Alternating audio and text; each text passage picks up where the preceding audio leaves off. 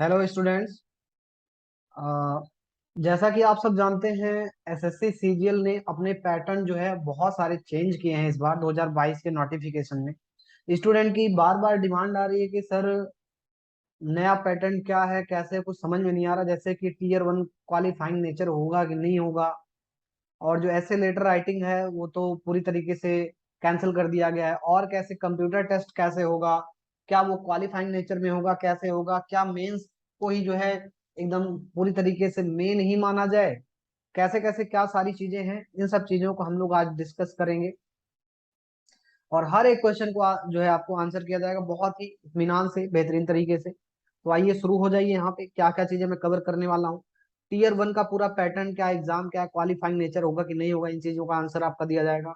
Tier two में क्या क्या चीजें आपके लिए जरूरी है, किन किन चीजों पे फोकस करना है, क्या स्टडी आपको करनी है, क्या आपका टीयर वन और टीयर टू की तैयारी एक साथ करनी चाहिए, अलग अलग करनी चाहिए, इन सब चीजों। कंप्यूटर टेस्ट आपका क्या कैसे होगा, डाटा एंट्री टेस्ट आपका क्या है, डॉक्यूमेंट वेरिफिकेशन क्या होगा, इन सब सारी चीजों की जानकारी जो है आपको दी जाएगी। डॉक्यूमेंट वेरिफिकेशन जो होगा वो एसएससी ही करेगा, या फिर जिस डिपार्टमेंट में आप जाओगे वहां पर आपका होगा। इन सब सारे चीजों का जो है आज मैं आपको सारे आंसर देने वाला हूँ। बढ़ते हैं आगे और बात करते हैं स्कीम ऑफ द एग्जामिनेशन की। यहाँ से भाई आपको पोस्ट के बारे में सब कुछ पता ही है, कितनी सारी पोस्ट आने वाली है, तो इस पर मैं आपकी चर्चा नहीं करने वाला। बस इतना बता दूं कि 20,000 पोस्ट जो है एसएससी ने 2022 में निकाली है, जिसमें आपके income tax officer, excise inspector, audit officer, और आपका जो है एनआईए में इंस्पेक्टर, सीबीआई में inspector, ministry of external affair में, इन सब चीजों में जो है बहुत सारी ऐसी पोस्ट हैं, अच्छी पोस्ट हैं। कोई गैजेटेड ऑफिसर है, कोई ग्रुप बी की है, कोई ग्रुप सी की है, बहुत ही अच्छी खासी जॉब है। तो यहाँ पे अगर हम बात करें तो सबके लिए, हर एक पोस्ट के लिए जो प्री एग्जाम है, टीयर वन का जो एग्जाम है आपका, टीयर वन का एग्जाम सबके लिए जो है अनिवार्य है, सबके लिए मैंडेटरी है। और वहां पे आपका जो है चार सेक्शन बनाए गए हैं यहाँ पर। एक ए है, बी है, सी है और डी है।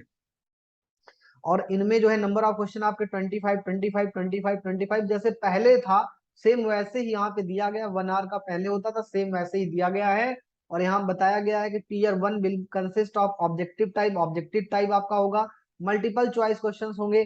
The question will be both in English and Hindi except for English comprehension. मतलब दोनों लैंग्वेज में, दो केवल लैंग्वेज होगी, इंग्लिश होगी और हिंदी होगी। There will be negative marking of 0.50 for each wrong answer. भाई अगर आपको 2 नंबर दिया जा रहा है, दो का ही 1/4, मतलब देखा जाए तो 1/4 ही की ही जो है आपकी नेगेटिव मार्किंग की जाएगी, क्योंकि हर एक क्वेश्चन पे 2 नंबर आपको सही होने के दिए जा रहे हैं। तो गलत होने पर जो है 1/4 आपका काटेंगे, मतलब 0.50 नंबर आपके काट लेंगे। ओके, ये प्री का एग्जाम जैसा पहले था वैसे अभी भी। अब बच्चों के मन में डाउट है कि सर ये क्वालिफाइंग नेचर का होगा, कैसे होगा। तो भाई ये क्वालिफाइंग नेचर ही कह सकते हो इसको, क्योंकि इसका जो मार्क्स है अब मेंस एग्जाम में नहीं जुड़ेगा। लेकिन क्वालिफाई होने के लिए आपको एक एसएससी के द्वारा जो नॉर्मलाइज स्कोर होगा, जो उनकी कट ऑफ होगी, वो तो आपको क्लियर करना ही पड़ेगा। ये आपका क्वालिफाइंग नेचर इसलिए बोला गया है क्योंकि जब मेन आपकी मेरिट लिस्ट बनेगी तो इसका कोई वहां पर जो है काम नहीं रहेगा।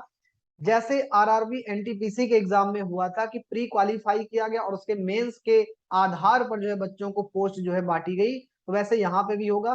प्री का जो है जितनी भी कट ऑफ जाती है, जैसे मान चलो 130 कट ऑफ जाती है, 140 कट ऑफ जाती है, जो भी जाएगी इतना तो स्कोर आपको करना ही पड़ेगा।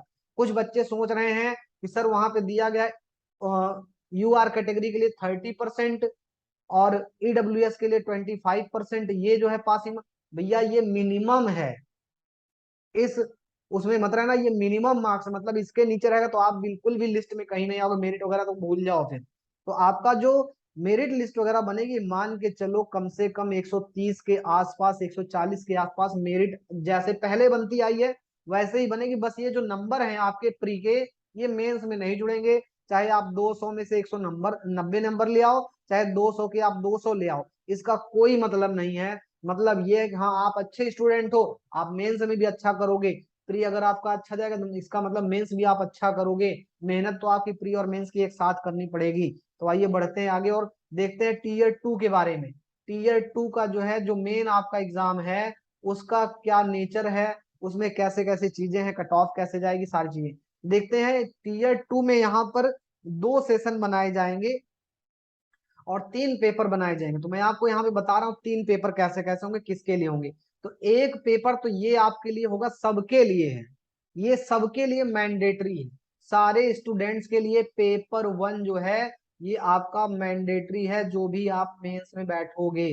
तो किसके लिए मैंडेटरी है भैया? सबके लिए मैंडेटरी है। अच्छा, 3 पेपर आपके मेंस में होंगे, मैं आपको बता देता हूँ। तो एक आपका ये पेपर है जिसके बारे में अभी मैं आप सबको बताऊंगा, और उसके बाद आपका यहाँ पर 2 पेपर और हैं, आपका पेपर 2 और पेपर 3। ये किसके लिए है?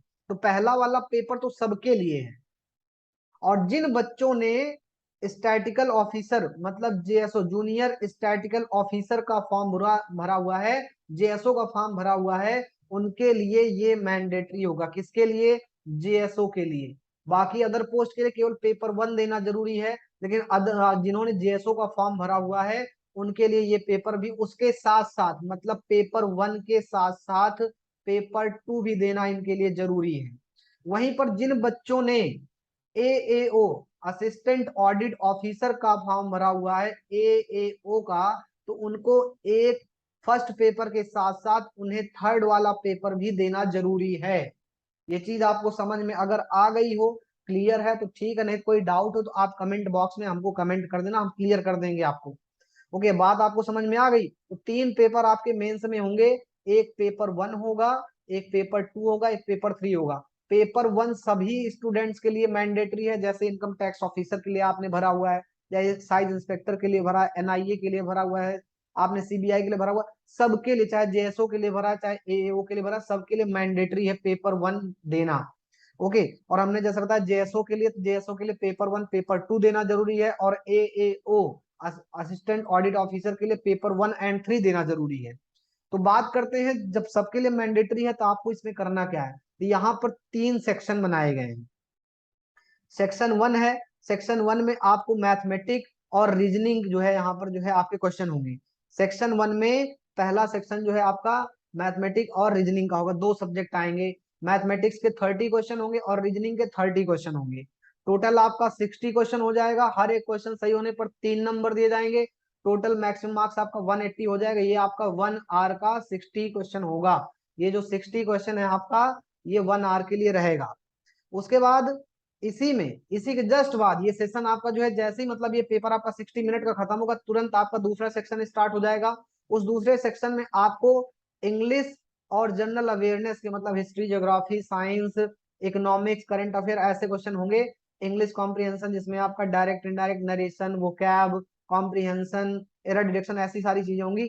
इसमें इंग्लिश के आपके 45 क्वेश्चन होंगे और जनरल अवेयरनेस के 25 क्वेश्चन होंगे। तो सबसे ज्यादा जो वेटेज दिया जा रहा है 45 नंबर इंग्लिश को दिया जा रहा है। तो आप लोग इंग्लिश को थोड़ा सा अच्छे से प्रिपेयर करके जाना, और रीजनिंग या जीएस वगैरह जो भी चीजें हैं इन पे भी थोड़ा सा, जैसे सिटिंग रीअरेंजमेंट, ये सब चीजें जो है थोड़ा सा आपको और अच्छे से, मतलब थोड़ा सा लेवल इनका बढ़ सकता है। जैसे प्री में आता है रीजनिंग का या जीएस का, थोड़ा सा लेवल आपको बढ़ाया जा सकता है। तो रीजनिंग पे भी आपको थोड़ा सा फोकस करना रहेगा, और इंग्लिश का वेटेज ज्यादा, इंग्लिश पे भी फोकस करना रहेगा। और इसके लिए आपको जो मैक्सिमम मार्क्स दिए जा रहे हैं वो 70 दिया जा रहा है। और 70 के लिए भाई, जैसे यहाँ पे है 45 और 25, टोटल 70 क्वेश्चन। तो 70 पे आपको हर एक क्वेश्चन पे 30 नंबर अलॉट किए जा रहे हैं। तो मतलब टोटल मैक्सिमम मार्क्स आपके बन जाएंगे 210 इसमें। और इसके लिए जो मैं आपको टाइम दिया जाएगा, इधर भी 1 आवर का दिया जाएगा। मतलब 1 आवर इधर रहेगा पहले वाले सेक्शन में, और दूसरे वाले सेक्शन को भी आपको 1 आवर का टाइम दिया जाएगा। ओके, ये हो गया आपका।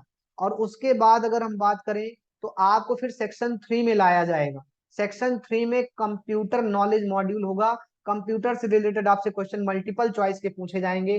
20 क्वेश्चन होंगे यहाँ पर, और ये क्वालिफाइंग नेचर का होगा। पीछे जो आपको ये हमने बताया मैथमेटिक का और रीजनिंग का, ये आपका जो है अलग से एक सेक्शनल कट ऑफ बनेगी, इसकी भी सेक्शनल कट ऑफ बनेगी, दोनों को मिला करके। इसको क्वालिफाई करना आपके लिए जरूरी रहेगा। आगे मैं बता दूंगा कैसे होगा। मिनिमम रहेगा, बहुत कम रहेगा, वो आप कर ले जाओगे, लेकिन जो आपकी फाइनल मेरिट बनेगी उसमें आपको कुल जो एग्रीगेट मार्क्स है वो आपके अच्छे होने चाहिए। तो यहाँ पे ये जो होगा ये आपका क्वालिफाइंग नेचर का होगा। कंप्यूटर जो टेस्ट होगा ये उसी 1 घंटे के साथ में, मतलब 1 घंटा आपका मैथ और रीजनिंग, 1 घंटा आपका इंग्लिश और जीएस, और बचा आपका 15 मिनट जो है, मतलब 1/4, ये सब एक साथ ही होंगे। 2.25 घंटे का पेपर ये होगा, इसमें आपके सारे करवा लिए जाएंगे। और ये जो आपका कंप्यूटर का होगा 20 क्वेश्चन, 20 क्वेश्चन, हर एक क्वेश्चन पे 3 नंबर दिए जाएंगे, मतलब टोटल 60 नंबर हो जाएगा। ये देखो 15 मिनट का दिया गया है। ओके, तो 2 घंटे 15 मिनट का टोटल ये आपका मेंस का पेपर होगा।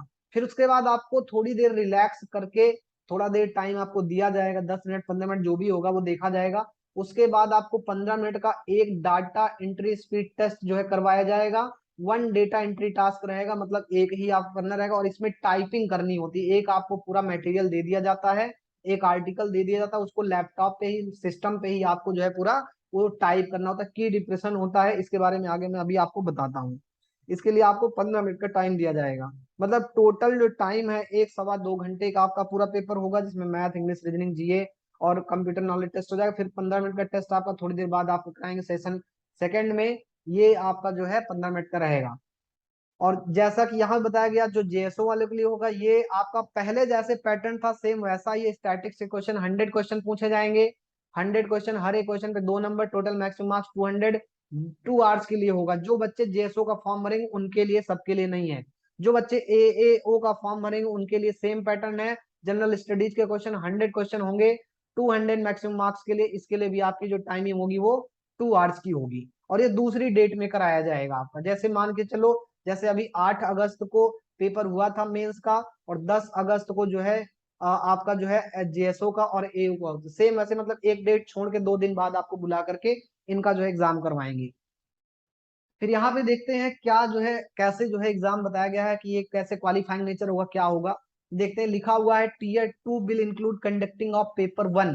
मतलब टीयर 2 में कितने पेपर होंगे, कंडक्टिंग ऑफ इंक्लूड करेंगे। पेपर 1 होगा, पेपर 2 होगा, पेपर 3 होगा, जिसमें हमने बताया पेपर 1 सबके लिए मैंडेटरी, मैंने जैसे बताया।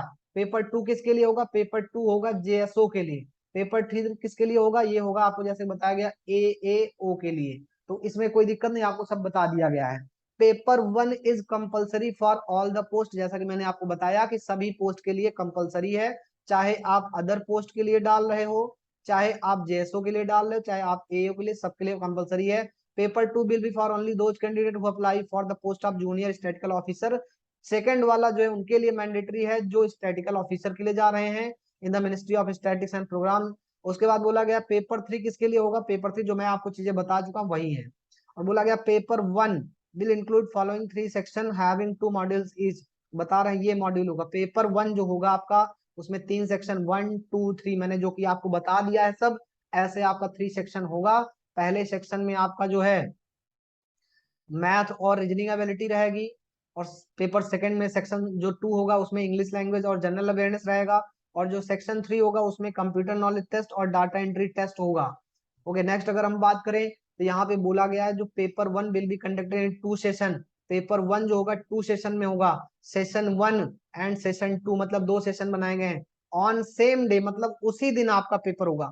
Session 1 will include conducting of section 1, section 2 and module 1 of section 3। मतलब इसमें जो कि बताया गया वैसा हो जाएगा। Session 2 will include conducting module 2 of section 3, मतलब डाटा एंट्री वाला पेपर जो है इधर होगा।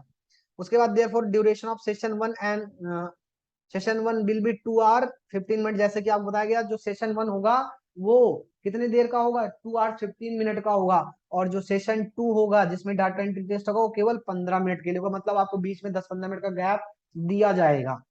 बोला गया it will be mandatory for the candidate to qualify all the section of paper 1। मतलब पेपर 1 के जितने भी सेक्शन हैं उनको क्वालिफाई करना जरूरी है।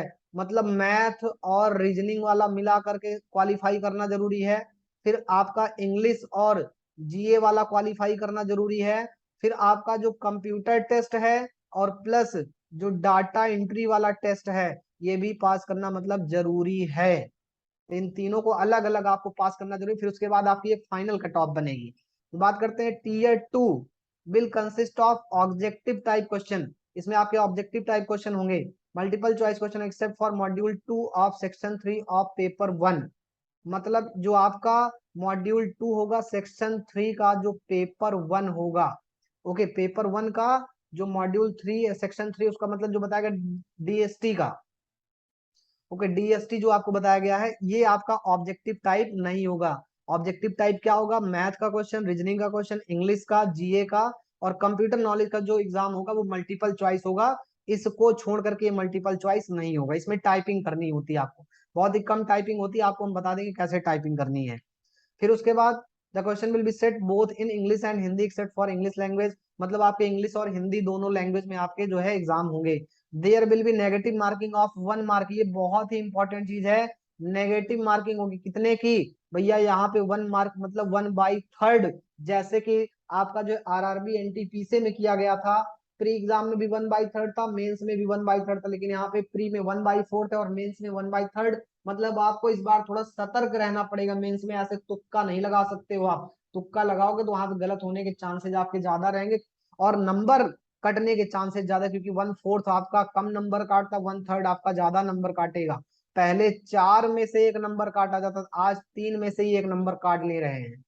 ओके, फिर आगे बोल रहे हैं ईच रॉन्ग आंसर सेक्शन 1 2 3, ऐसे बोला गया किस में काटा जाएगा, सेक्शन 1, जो टीयर 1 होगा आपका, टीयर 1 का section 1, section 2 and module 1 of section 3, मतलब आपका जो कंप्यूटर टेस्ट होगा उसमें से भी काट लेंगे। ओके, और फिर आगे जो बोला गया है, आगे जो आपका जेएसओ का और जो आपका पेपर होगा एएओ का, उधर आपका 1/4 की ही नेगेटिव मार्किंग होगी, उधर आपका सेम वैसे ही रखा गया है। नेक्स्ट बात करते हैं, यहाँ पर आपको बताया गया है कि अगर कंप्यूटर नॉलेज टेस्ट होता है जो कि क्वालिफाइंग नेचर है, बोला गया टेस्ट इज मैंडेटरी, मैंडेटरी तो है वो पास करना जरूरी है, लेकिन क्वालिफाइंग नेचर होगा, ये आपका मेंस में जुड़ेगा नहीं। मेंस में आपका क्या जुड़ेगा मैं आपको बता देता हूं, जैसे आपका आपके 60 क्वेश्चन हो जाते हैं जीएस और रीजनिंग के मिला के, हर एक क्वेश्चन पे 3 नंबर मिलेगा, तो टोटल ये कितना हो जाएगा 180 नंबर का। फिर 70 क्वेश्चन आपके होते हैं किसके, इंग्लिश और जीए के, तो 3 नंबर मिलेंगे हर एक क्वेश्चन पे, तो यहाँ टोटल कितना हो जाएगा 210। ये टोटल आपका कितना हो गया, आपके टोटल हो जाएंगे ये 390 नंबर। अगर आप जेएसओ या फिर आप जो है एएओ का फॉर्म नहीं भरे हो, तो आपकी जो मेरिट बनेगी वो आपकी 390 क्वेश्चन पे बनेगी, 390 नंबर पे आपकी मेरिट बनेगी। इसमें कंप्यूटर टेस्ट का जो है नंबर नहीं जुड़ेगा, बोला गया वो केवल आपका जो है क्वालिफाइंग नेचर का है। आप क्वालिफाई कर ले जाओ, आप चाहे उसमें 18 नंबर पाओ, चाहे 20 पाओ, चाहे 30 पाओ, चाहे 60।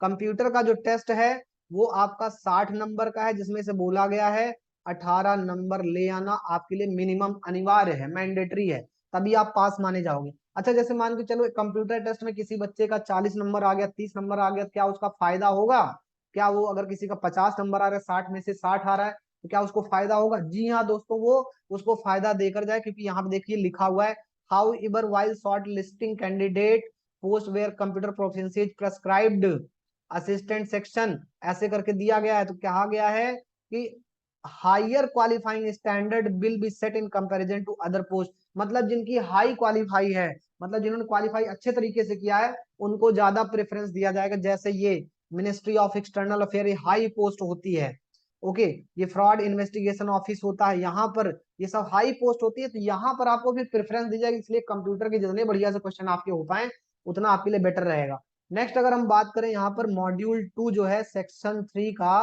पेपर 1 का, जिसको बोला गया डाटा एंट्री स्पीड टेस्ट, तो ये जो है स्पीड टेस्ट जो होगा आपका, ये आपके लिए जरूरी है, मैं आप बता दूं बच्चे कंफ्यूज हो रहे थे। तो मॉड्यूल 2 ऑफ ये जो होगा कितनी देर के लिए होगा, इसका ड्यूरेशन 15 मिनट का होगा, ये तो आपको पता ही है कब होगा, सेम डे, मेन वाले आपके मेंस के एग्जाम के सेम डे, उसी के जस्ट बाद होगा। बोला गया है डेटा एंट्री स्पीड टेस्ट जो होगा ये स्किल टेस्ट होता है, will be conducted for a passage of about 2000 की डिप्रेशन, मतलब आपको जो वर्ड्स लिखे रहेंगे उसी पर आपको जो है क्या करना रहेगा, ऊपर जैसे ये लिखा हुआ है और नीचे जैसे ये जगह खाली है, तो यहाँ पर आपको टाइप करना रहेगा, आपको स्क्रीन पे दिया रहेगा और आपके सामने कीबोर्ड रहेगा, माउस रहेगा, आपको यहाँ पर टाइप करना रहेगा। और टाइप करने का मतलब क्या, जैसे मान चलो यहाँ पे मान चलो मुझे यहाँ से लेकर के यहाँ तक अगर जो है पूरा जो है यहाँ तक मुझे जो है इसको जो है टाइप करना है, तो कितने वर्ड हुए, कितने इसमें की डिप्रेशन हुए, यहाँ पर मैं आपको बता देता हूँ। तो यहाँ पर देखो एक लेटर आपका ये हो गया, ये टाइप करोगे, ये टाइप करोगे, ये टाइप करोगे, ये टाइप करोगे, यहाँ पे स्पेस दोगे तो ये भी काउंट होगा, फिर ये हो गया, ये हो गया, ये ऐसे करते हो आप सब काउंट करोगे, तो काउंट करना कितना हो गया आपका, काउंट करना देख रहे हो 1 2 3 4 5 6 7 8 9, आपके ऐसे काउंट किए जाएंगे। फिलहाल आपको एग्जाम में ऐसे काउंट नहीं करना है, क्योंकि काउंट करोगे फिर टाइप कितना करोगे, टाइप नहीं कर पाओ, फिर इसलिए आप करते जाओ, आप टाइप करते हो, आप अपनी स्पीड बना लो। मैक्सिमम जो आपकी स्पीड चाहिए होगी टाइपिंग के लिए वो मान चलो 25 वर्ड पर मिनट के आसपास आपकी स्पीड होनी चाहिए। इतने में तो बड़े आराम से आप कर ले जाओगे। ओके, अब बड़े मतलब अच्छे स्टूडेंट जो होंगे वो जिनकी टाइपिंग स्पीड अच्छी होगी वो आराम से 1-2 मिनट पहले ही करके, 2-3-4-5 मिनट पहले ही करके वो लोग बैठ जाते हैं। ओके, मैंने दिया हुआ है, मैं आपको बता रहा हूँ, आराम से जो है बच्चे जो है करके जो है बैठ जाते हैं, उनको कोई प्रॉब्लम नहीं आती है। अगर बस केवल 1 महीने की आप टाइपिंग कर दो, यहाँ पे शॉर्ट कीज आपसे कोई दिक्कत नहीं होगी। शॉर्ट कीज आपका जो कंप्यूटर का टेस्ट होगा वहीं पे शॉर्ट कीज की नॉलेज आपसे पूछी जा रही है। लेकिन आपको यहाँ पे पता होगा, जल्दी जल्दी आप जो है करते चले जाएंगे। और यहाँ पे जैसा कि बोला गया, मैं आपको बता देता हूँ कि क्या है मोड ऑफ सिलेक्शन जो होगा। तो मोड ऑफ सिलेक्शन में देखिए, minimum qualifying marks in tier 1। Okay, minimum qualifying marks होगा टीयर 1 में, वो आपके लिए क्वालिफाई करना जरूरी है। Section 1 and section 2 and module 1 of section 3, मतलब इन सब में आपका जो है पेपर 1 ऑफ टीयर 2 मतलब बताया गया, जैसे मतलब मिनिमम क्वालिफाइंग मार्क्स टीयर 1 में जो है लाना जरूरी है, तब आप क्वालिफाइड होंगे। फिर जो मेरिट बनेगी वो अलग बात है। सेक्शन 1 जो होगा, सेक्शन 2 होगा, मतलब जो मेंस का, उसमें कितना होगा, तो यहाँ पे देखो ये मिनिमम है। आप ये मत समझना कि 30% आप ला दी हो तो आप जो है मेंस में क्वालिफाइड हो, आप प्री में क्वालिफाइड हो, नहीं। ये मिनिमम है, उसके बाद आपको फिर मेरिट में लिया जाएगा, कट ऑफ बनाई जाएगी, देन आपका जो है होगा। 30% लाने का मतलब ये नहीं कि आप मेंस में पास हो गए और आके वहां पे चले जाओ एडमिट कार्ड कह दो भैया हमको नौकरी दो, तो ऐसा नहीं होगा। आ रही बात समझ में कि नहीं? तो आराम से इस चीज को अच्छे से समझ लो। ओबीसी ईडब्ल्यूएस वालों के लिए 25% से कोई मतलब नहीं है। आपको कम से कम 70% लाना पड़ेगा, 80% लाना पड़ेगा, तब एक बार सोचा जाएगा कहीं आपके लिए।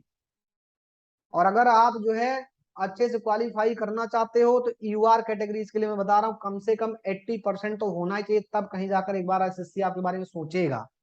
जो मतलब फैक्ट बात है मैं वो बता रहा हूँ। 70 से 80% के बीच में होगा यूआर कैंडिडेट के लिए, तब एक बार सोचा जाएगा। ईडब्ल्यूएस कैंडिडेट के लिए मान लो 70 के ऊपर होना ही चाहिए, ओबीसी और ईडब्ल्यूएस के लिए। और अदर कैंडिडेट के लिए 20% से कोई मतलब नहीं है, आपका कम से कम 60% के ऊपर होना चाहिए। 60 70 70 60 ऐसे करके आपका जो है होना चाहिए, नहीं तो आपका बात 30%। यूपी बोर्ड का, सीबीएसई बोर्ड का एग्जाम नहीं होगा, 30% मान लो और आपको जो है सर्टिफिकेट दे दिया जाएगा, यहाँ सर्टिफिकेट वगैरह कुछ नहीं मिलेगा। फिर ऐसे ही बात करें, जो आपका जो है जो डेटा एंट्री वाला जो है आपका टेस्ट होगा, percentage of errors allowed in, जो आपका मॉड्यूल 2 होगा सेक्शनल 3 में। सेक्शन 3 मतलब आपका ये डीएसटी वाला है, डीएसटी का जो है आपका टेस्ट होगा, उसमें कितना एरर अलाउड है, मतलब जैसे आपने कुछ गलत लिख दिया तो बैक स्पेस जो है वो तो काम करेगा नहीं, बैक स्पेस लॉक होगा वहां पे, तो आप उसको सही नहीं कर सकते हो, तो वहां पे कितना अलाउड होगा ऐसी एरर्स, तो 20% आपको यूआर कैंडिडेट के लिए अलाउड होगा, 25% एरर्स आपके लिए अलाउड होगी ओबीसी और ईडब्ल्यूएस के लिए, और 30% अलाउड होगा ऑल अदर कैटेगरीज। इसका मतलब हो गया कि जैसे 2000 आपके वर्ड प्री डिफिनेशन है, तो 2000 में से अगर आप 20% कितना हो जाएगा, 400 स्ट्रोक्स आपके गलत हो गए, गलत आपने कोई स्पेलिंग लिख दी, जैसे मान के चलो आपको ईडब्ल्यूएस लिखना था, आपने ईडब्ल्यू ई लिख दिया या ईडब्ल्यू एफ लिख दिया, कुछ भी ऐसे लिख दिया, तो वो एक आपके जो है परसेंट मतलब एक स्ट्रोक आपका गलत हो गया, तो वो 400 ऐसे स्ट्रोक्स आप गलत कर सकते हो, माना जाएगा। लेकिन जितना अच्छा रहेगा उतनी ही बढ़िया पोस्ट आपको मिलेगी, ये चीज याद रखना। ऐसे इधर भी हो जाएगा, जैसे इधर 500 वर्ड हो जाएंगे, 2000 में से आपकी डिप्रेशन आपके गलत माने जाते हैं, कोई दिक्कत नहीं, इधर आपका हो जाएगा 600 वर्ड। फिर अगर हम आगे बात करें तो कहा गया based on marks scored in tier 1, tier 1 में जो आपने किया है score, okay, candidate will be shortlisted, आपने जो भी मार्क्स स्कोर किए उसके आधार पे आपको शॉर्ट लिस्ट किया जाएगा कैटेगरी वाइज, याद रखना, क्योंकि मार्क्स जो स्कोर किए हैं 30% से मतलब नहीं है। To appear in tier 2 examination separate cut off will be fixed for paper 2, फिर उसके लिए सेपरेट कट ऑफ बनाई जाएगी पेपर 2 के लिए। ओके, ऑफ टीयर 2, जो टीयर 2 में पेपर 2 का उसके लिए और पेपर 3 होगा उसके लिए। ओके, पेपर 2 और पेपर 3 के लिए जो है अलग से कट ऑफ बनाई जाएगी, एंड पेपर जो 1 होगा उसके लिए अलग, मतलब 3 तरीके की कट ऑफ बनाई जाती है, जैसे मैंने आपको बताया था। तो पेपर 1 के लिए कम कट ऑफ होती, मतलब टीयर 2 की मैं बात कर रहा हूँ।